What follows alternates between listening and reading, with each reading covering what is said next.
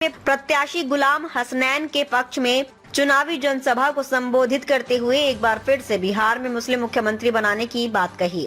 उन्होंने कहा कि 3.5% आबादी वाला मल्लाह का बेटा उप मुख्यमंत्री बन सकता है, तो अब ओवैसी चुप नहीं करेगा और 17% वाले वो भी सीमांचल के बेटे को मुख्यमंत्री बनाकर ही शांत रहेगा। उन्होंने कहा कि ओवैसी शेर बनकर आया है और अब डरने की बारी मेरी नहीं बल्कि इनकी है। वहीं उन्होंने कहा कि 1960 से 2020 तक जो चुनाव बिहार में 17% मुस्लिम है, लेकिन सिर्फ 8% मुस्लिम उम्मीदवार ही जीतकर विधानसभा पहुंचे, जबकि 25% आबादी दलितों की है, जिनके 35% उम्मीदवारों को टिकट मिला। उन्होंने मुसलमानों के साथ इंसाफ नहीं करने का आरोप तेजस्वी पर लगाया।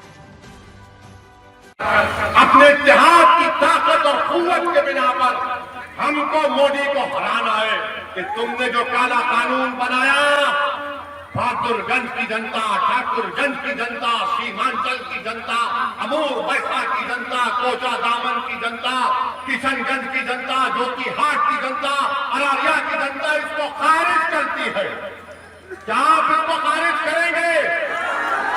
क्या वक्त कानून के खिलाफ वोट देंगे? क्या मोदी के इस काले कानून के खिलाफ वोट देंगे? डरेंगे तो नहीं ना, डरेंगे तो नहीं ना। अगर कोई आकर ठेकेदार बोल दे अरे हसनैन को वोट दिए, तो वो हो जाएगा।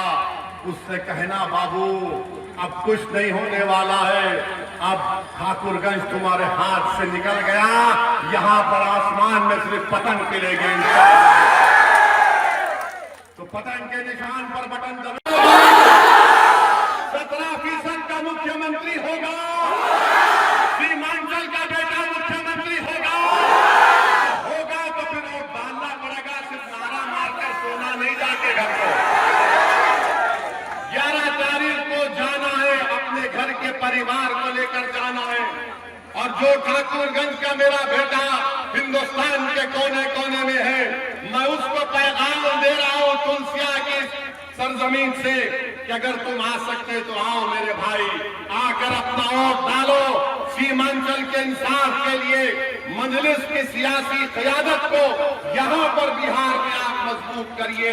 ये लोग बार बार मुझ पर इल्जाम लगाते, ओवैसी हैदराबाद से क्यों आया, ओवैसी वहां से क्यों आया। अरे भाई मैं हैदराबाद से आया हूं, चांद से तो नहीं आया हूं। अब तो हर बीजेपी के लोग बोलते हो हैदराबाद से आया, कांग्रेस आरजेडी अब एक नई पार्टी आई, सब बोल रहे वो हैदराबाद से क्यों आया। क्यों भाई, हैदराबाद से आना कोई गुनाह है क्या? अरे ये तुम्हारी दिमाग में जो जागीरदारी है ना, ये नवाबों की सोच तुम्हारे दिमाग में, ये हमारा इलाका है, वहां कैसा आया। याद रखो, शेर जिस मुकाम पे जाता है वो उसका घर हो जाता है। वहां से क्यों आएंगे भाई, भारत की जमहूरियत को मजबूत करना है। अरे सीमांचल को तुमने बर्बाद करके रख दिया। ये किशनगंज का जिला 55% यहाँ पर फ्लड अफेक्टेड एरिया है। किशनगंज के जिले में जो बच्चे अपनी मां की कोख में 9 महीने रहकर पैदा होते, 50% बच्चे स्टंटेड होते। बताओ उस मां पर क्या गुजरती होगी। आप सीमांचल की बात करते हैं, सीमांचल में 90% खवातीन, चाहे मुसलमान सबसे ज्यादा होती है, अपने घर में बच्चे को पैदा करती। क्या तुमने किया बताओ? ठाकुरगंज के लिए तुमने कौन सा काम किया बताओ?